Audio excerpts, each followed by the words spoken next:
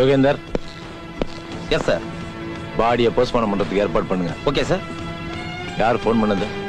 இவங்க family lawyer sir.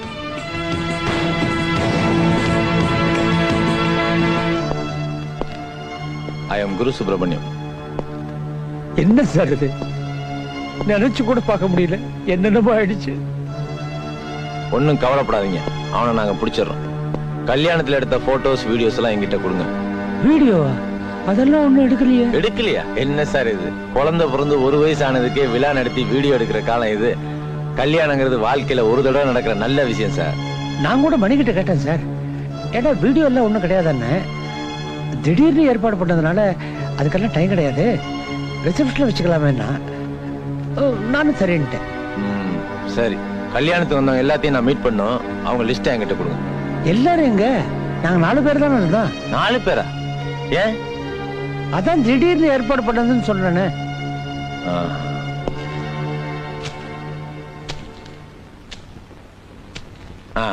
இப்ப நான் ஒண்ணு சொல்றேன், நல்லா இருக்கான்னு சொல்றீங்களா?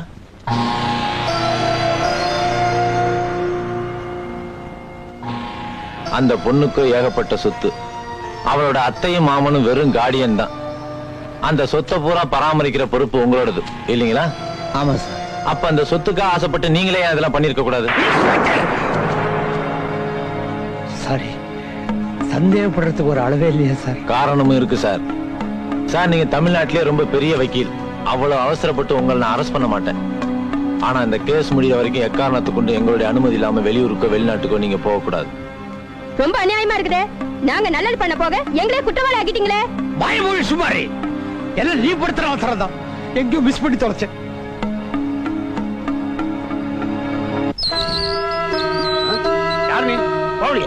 என்னத்துக்கு போனோம்? நான் இந்த வீட்டுல துணி துவைக்கிறதா. நீ யாரும் அந்த எங்களுக்கு நம்ம போலாம். ஐயா போலியா சார்? செத்து போன மணி ரொம்ப நல்லவன் சார். அவன் பேச்ச கூட கேட்காம அவனோட சம்சாரத்து பேச்ச கேட்ட என்ன அவங்க ராதிகாவுக்கு சொந்த அத்தைங்கிற காரணத்தினால சட்டத்துல எத்தனையோ ஒட்டையை கண்டுபிடிக்கிறேன்னா சொந்த பந்தத்துல இருக்கிற தப்ப கண்டுபிடிக்காம போயிட்டேன். அதனாலதான் வாதாட வேண்டிய வக்கீலுக்கே வாரண்ட் வந்துருச்சு. Very good. உங்களை கையெடுத்து ஒண்ணு கேட்டுக்கிறேன், அந்த பொண்ணை எப்படியாவது கண்டுபிடிச்சு கொடுத்துருங்க சார், பிளீஸ். அவர்கிட்ட அந்த பொண்ணோட போட்டோ வாங்கிட்டு. Okay sir. சார் சார், உங்களை தான் அந்த பொண்ணோட போட்டோ கொடுங்க.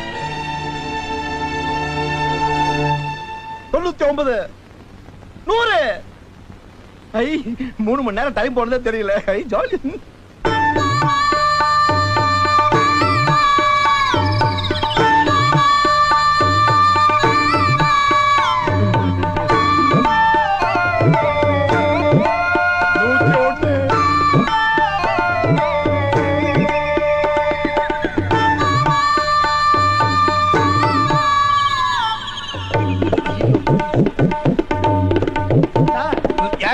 உங்களை படம் வந்து தரட்டுங்களா? அதெல்லாம் வேண்டாயா.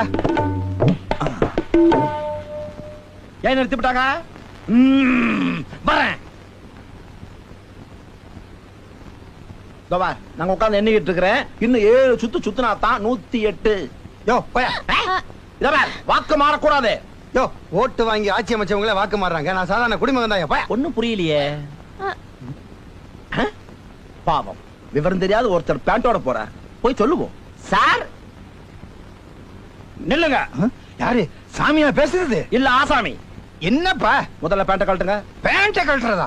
நான் யார் தெரியுமா? நீங்க யாரா இருந்தா எனக்கு என்ன சார்? முதல்ல பேண்ட கழட்டுங்க. ஏப்பா, இது கோயில் தானே?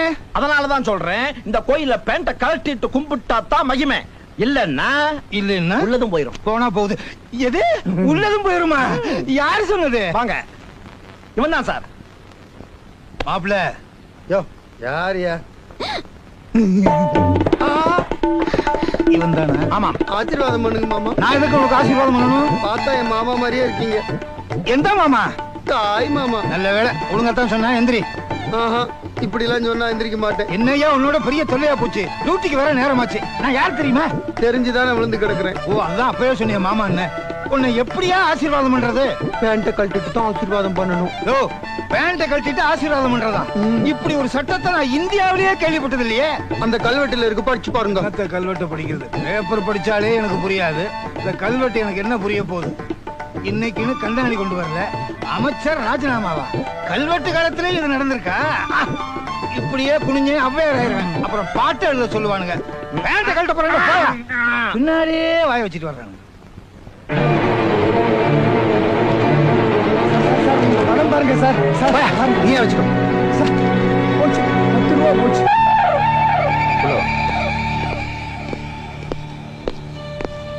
அண்ணா, போன விஷயம் என்ன ஆச்சு? அவன் தப்பிச்சிட்டான். இவங்க உதவி மட்டும் இல்லைன்னா நாங்க நிஜ போலீஸ்ட்ட மாட்டிருப்போம். இவர் எங்க அண்ணன். ஹாய். மத்ததெல்லாம் இவங்க சொல்லுவாங்க. உன்னை பத்தி சொல்லு. உன்ன மாதிரியே அவங்கிட்ட ஏமாந்தவன். அவனை பிடிக்க நான் ஹெல்ப் பண்றேன். ஆனா எது கிடைச்சாலும் 50-50 என்ன? 50-50. மாநில வாரியா எத்தனை பேரை பார்த்திருப்பேன். நமக்கு வேண்டியது பணம். அவன் வழியிலே போயிடுவோம்.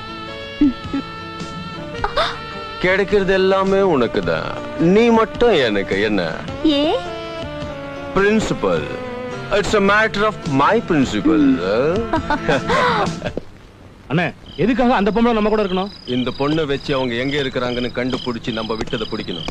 அதுக்கப்புறம் நம்ம வழக்கப்படி அந்த பொண்ணோட கணக்கை தீர்த்தணும். இல்லன்னா தம்பி, ஆம்பளைங்களுக்கு தான் கணக்கு தீக்கணும், பொம்பளையே கணக்கு பண்ணணும். அவ என் பெட்ரூம்ல ஏதோ ஒரு மூலையில இருந்துட்டு போட்டுமே, பாவம். இது தேவையான கொஞ்சம் யோசனை பண்ணி பாருங்க.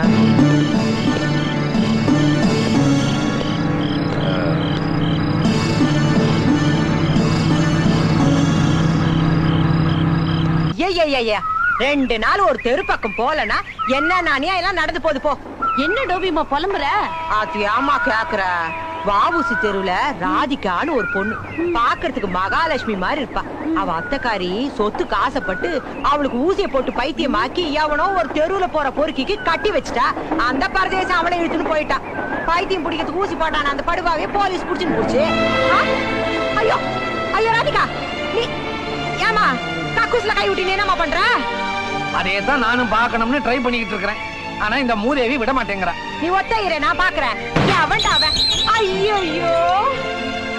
யோ, என்ன இல்ல சுகப்பிரசவமா இல்ல அபார்ஷனான்னு கேட்டுட்டு போலான்னு நிக்கிறேன். ரெண்டும் இல்ல, சிசேரியன். ஆயுத கேஸ். தம்பி தம்பி தம்பி, நீயா இவளுக்கு தாலி கட்டின? ஆமா. ஐயோ மகமாயி, அம்மா, ஐயோ தம்பி, பொண்டாட்டி புதையிலும் கேட்டு கிடைக்கிறது இல்லப்பா, தானா அமையிருது. ஆண்டவனா பார்த்து உங்க 2 பேரையும் சேர்த்து வச்சுக்கிறான். கிழிஞ்சு போன சட்டைக்கே கஷ்டப்படுறவனுக்கு பட்டு சட்டை கிடைச்ச மாதிரி இந்த பொண்ணு உனக்கு கிடைச்சுக்கிறான். உண்மையிலே இந்த பொண்ணு பைத்தியம் இல்லப்பா, சூழ்நிலை சந்தர்ப்பத்துல. இத பாரு, இவளுக்கு நீ தாலி கட்டினா மட்டும் பத்தாது, எப்படியாவது பொண்டாட்டியமாக்கிடுப்பா.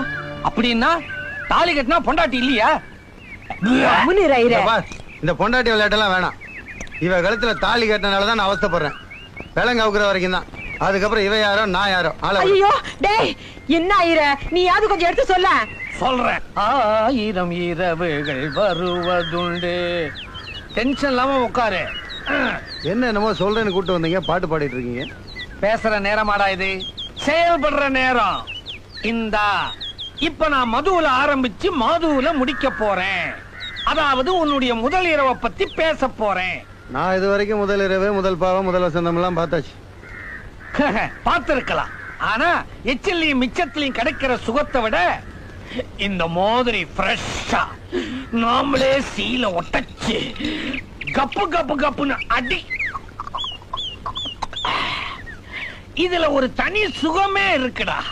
நீ என்ன பண்ற, உன் கை காசுல ஒரு குவார்டரை வாங்கி கடகட கடன்னு கண்ணு மண்ணு தெரியாம அடிக்கிற. நேரா அவுட்டோருக்கு போறேன், கயத்து கட்டுல போடுறேன். அங்க சலக் சலக்குன்னு 2 ஜிமிக்கி ஆட அவ எதிரில வந்து நிக்கிறா. ரெட்ட பின்னல் போட்டிருக்கிறான். ஒவ்வொரு சைடும் இவ்வளவு இவ்வளவு மறிக்கொழுந்து குப்புன்னு வாட தொகுதியே தூக்குது. உன்னால அடக்க முடியல. குபீரு நீ பாயற, நிலாவை ஆஃப் பண்ற. இதோ இங்க படுத்துட்டு இருக்கேன். என்ன ஐயரே, எழுந்துருங்க, எந்திரிங்க. அந்த பொண்ணை காணோம். எந்த பொண்ணு? அதான் முதலிரவுக்கு ஏற்பாடு பண்ணமே அந்த பொண்ணு தான். ராதிகாவா? ஆமா சாமி. முதலிரவுலயே பிச்சுக்கிட்டு ஓடிடுச்சா? ஐயோ, அதை அப்படி விடப்படாது. வாங்க போய் தேடுவோம்.